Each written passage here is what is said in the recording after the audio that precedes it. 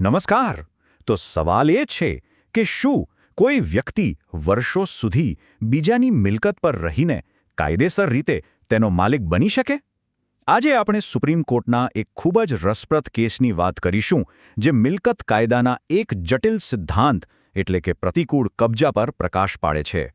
ચાલો આ કેસમાં જરા ઊંડા ઉતરીએ. તો આપણે આ કેસને કઈ રીતે સમજીશું? સૌથી પહેલાં તો આખો ઝઘડો શું હતો એ જાણીશું. પછી આ પ્રતિકૂળ કબજાનો કાયદો શું કહે છે એ સમજીશું. એ પછી જોઈશું કે કોર્ટે આ કાયદાને કેસમાં કેવી રીતે લાગુ કર્યો અને અંતે ચુકાદો શું આવ્યો અને એમાંથી આપણને શું શીખવા મળે છે એના પર નજર કરીશું. તો ચાલો શરૂ કરીએ પહેલા ભાગથી. આખરે આ આખો વિવાદ, આ દાયકાઓ જૂની મડાગાંઠ, એની શરૂઆત થઈ ક્યાંથી? જરા વિચારો. એક બાજુ છે કોઈનો 45 વર્ષ જૂનો કબજો અને બીજી બાજુ છે એક પાક્કો કાયદાકીય દસ્તાવેજ. હવે આ બેમાંથી કોણ સાચું? મિલકતનો અસલી માલિક કોને ગણવો? આ જ મૂળ સવાલ છે આ કેસનો. તો આખી વાતને સમજવા માટે થોડું પાછળ જવું પડશે.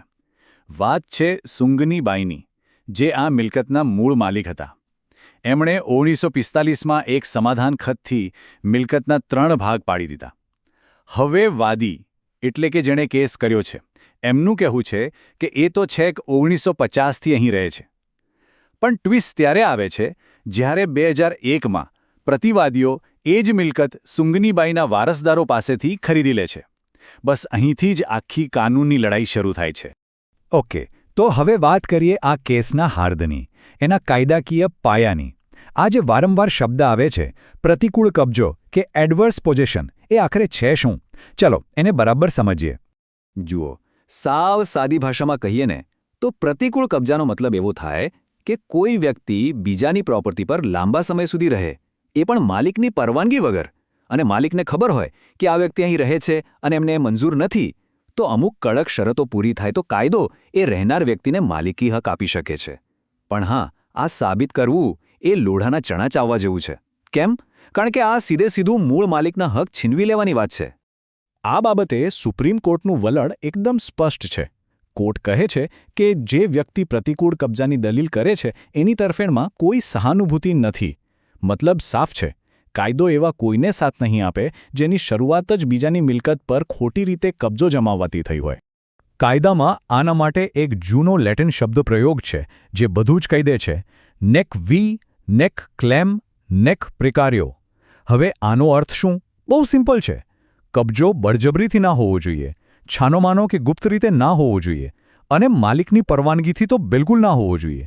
એના બદલે એ શાંતથી, બધાની જાણમાં ખુલ્લેઆમ અને માલિકની મરજી વિરુદ્ધ હોવો જોઈએ. તો પ્રતિકૂળ કબજો સાબિત કરવા માટે સમજો કે કોર્ટે એક 4 સવાલની કડક પરીક્ષા બનાવી છે. આ 4 સવાલના જવાબ હામાં આપવા પડે, એ પણ પુરાવા સાથે. એક પણ શરત ચૂકી ગયા તો સમજો કે કેસ ગયો. ઓકે, તો હવે નિયમો તો સમજી લીધા. હવે મોટો સવાલ એ છે કે શું આ કેસના વાદી આ 4 શરતોની કસોટીમાં ખરા ઉતર્યા? ચાલો જોઈએ કેમ એમના દાવાનો ફિયાસ્કો થઈ ગયો. જુઓ, આ કેસની નિષ્ફળતા તો એના પાયામાં જ લખાયેલી હતી.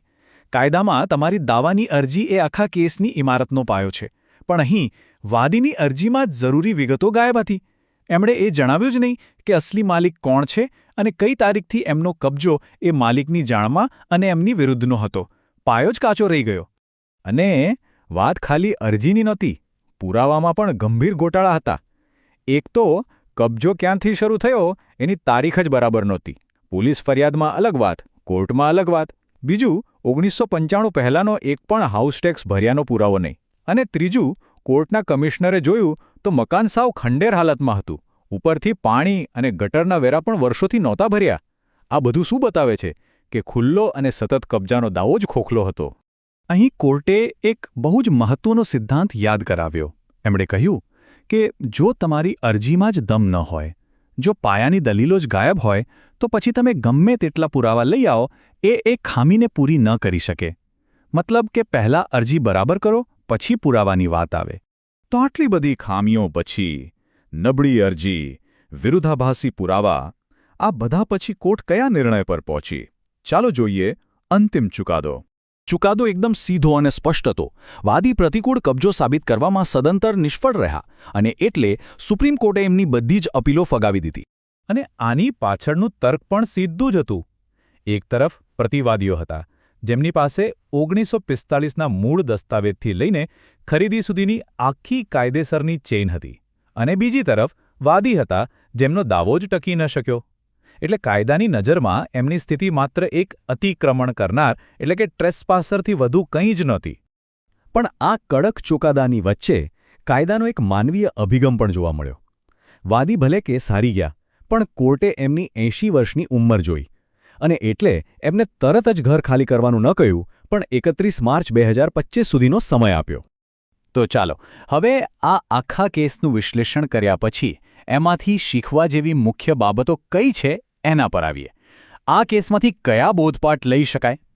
સૌથી પહેલો અને સૌથી મહત્વનો બોધપાઠ: પ્રતિકૂળ કબજાનો દાવો સાબિત કરવાની જવાબદારી સંપૂર્ણપણે દાવો કરનાર પર જ હોય છે. અને આ જવાબદારી કોઈ નાની સૂની નથી, એ ખૂબ જ ભારે છે. દરેક શરત, દરેક વિગત કોઈ પણ શંકા વગર સાબિત કરવી પડે છે. બીજો બોધપાઠ જે આપણે પહેલાં પણ જોયો, દાવાની અરજી જ કેસનો પાયો છે. જો શરૂઆતમાં જ અરજીમાં સ્પષ્ટ અને ચોક્કસ વિગતો ન હોય તો પછી આખો કેસ ગમે ત્યારે તૂટી શકે છે. પાયો મજબૂત હોવો જ જોઈએ. અને છેલ્લે કોર્ટનું આ અવતરણ આખા સિદ્ધાંતનો સારાંશ આપી દે છે. કોર્ટ કહે છે કે પ્રતિકૂળ કબજાનો દાવો એ સીધો સાચા માલિકના હક પર હુમલો છે. એટલે કાયદો આવા કેસને સહેલાઈથી સ્વીકારતો નથી, સિવાય કે દાવો કરનાર એકદમ સ્પષ્ટ અને મજબૂત આધાર રજૂ કરે, જે આ કેસમાં બિલકુલ નહોતું. તો આ આખો કેસ આપણને એક મોટા પ્રશ્ન સાથે છોડી જાય છે. કાયદાએ શું કરવું જોઈએ? એક તરફ પાક્કા દસ્તાવેજ સાથેની માલિકી છે અને બીજી તરફ કોઈનો વર્ષો જૂનો અવિરત કબજો છે. આ બે વાસ્તવિકતાઓ વચ્ચે કાયદાએ સંતુલન કેવી રીતે શોધવું જોઈએ? આ એક એવો સવાલ છે જેનો કોઈ સહેલો જવાબ નથી, અને કાયદાના ક્ષેત્રમાં એના પર હંમેશા વિચાર થતો રહે છે.